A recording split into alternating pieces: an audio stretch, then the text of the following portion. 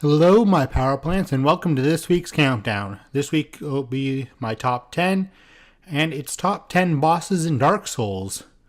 So, without further ado, let's begin. Number 10, Pinwheel. Now, Pinwheel is on this list because he's easy. In a game that's all about hard as nails bosses, I felt good beating Pinwheel on my first try with nary an issue, just because Pinwheel's that weak, that squishy.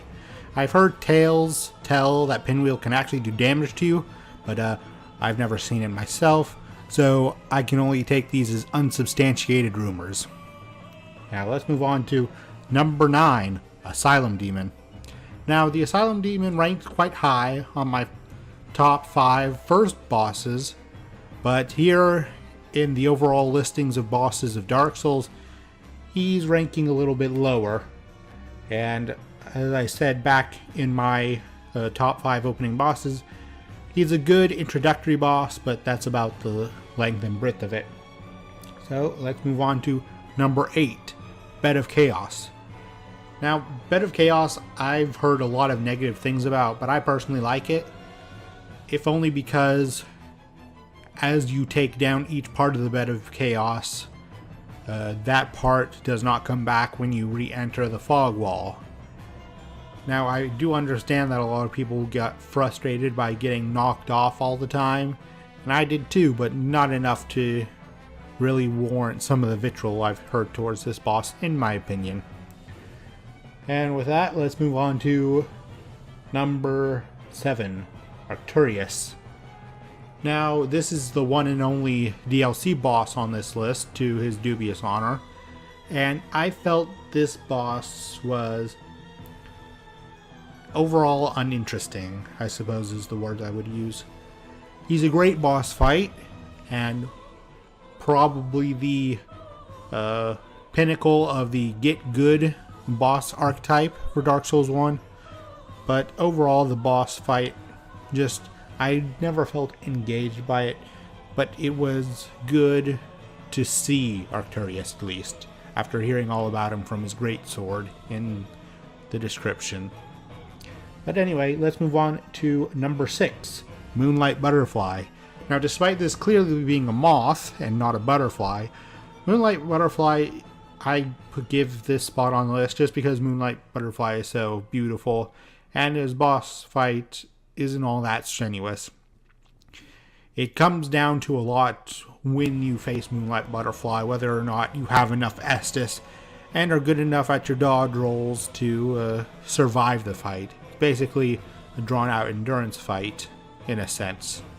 And I kind of like, just like I said, the overall aesthetic of the Moonlight Butterfly.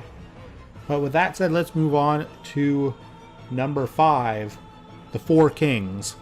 Now, the Four Kings is basically a DPS check, and I'm sure I'm not the only one to have ever said this, but if you don't kill the kings quick enough, then you can easily get swarmed. Fortunately, I did the Four Kings last in my playthrough, and so my stats were high enough that I was able to keep that from happening.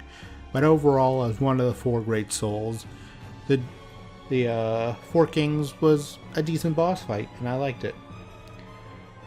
Number 6, we have Gravelord Nito. Now, this boss fight is, in my opinion, 100% as hard as you make it. Because if you go in guns blazing, you're likely to get swarmed by skeletons and put down. But if you go into the fight with a holy weapon, then the fight becomes a lot easier.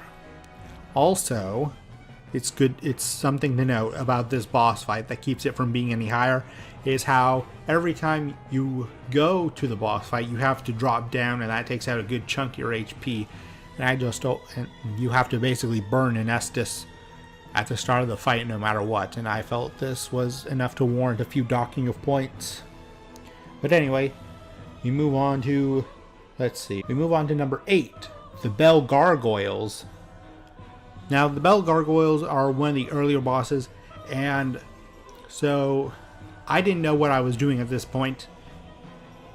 And to my surprise, I lopped off one of their tails and got the axe from it. And that's always going to be one of my prime Dark Souls 1 memories. Just getting that axe and trying to make it work, and then realizing that I needed a lot more stats to make it work, and feeling sad that my first real drop weapon was useless to me. But anyway, the Bell Gargoyle first comes at you mano a mano, and then he calls in his friend, and I find it's a very good boss fight, except when you dodge roll off the edge and wind up killing yourself. But I had fun with it nonetheless. And that's it for the Bell Gargoyles. Now for number 9. Ornstein and Smaug. Smugalugu! However you want to say it. Ornstein and Smaug are personally the hardest bosses in the whole game.